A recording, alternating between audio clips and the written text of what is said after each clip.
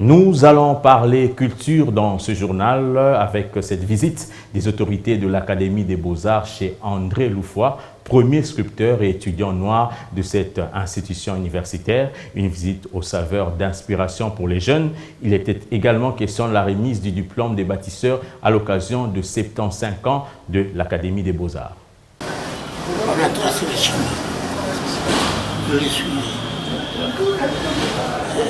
accepté aveuglement de s'engager dans une carrière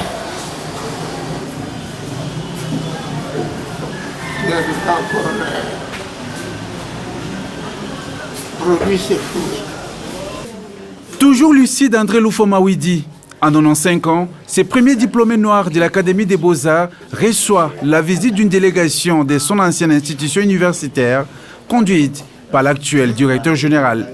L'île ignore qui est Papa Loufois, Maître Loufois, qui est ce grand sculpteur qui a aidé à vulgariser un peu le métier d'artiste, les respects qu'on nous doit aujourd'hui.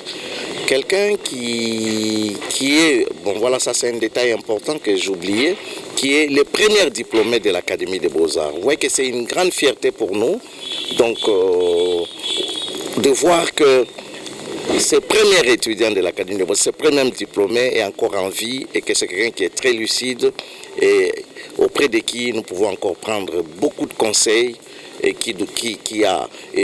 on sent aussi que les parents, des fois, ils ont besoin de voir leurs enfants, de voir un peu leurs continuateurs. C'est dans cette optique-là que nous avons voulu lui rendre hommage et surtout lui remettre son diplôme de bâtisseur qui lui était décerné lors de la célébration des 75 ans de l'existence de l'Académie des Beaux-Arts.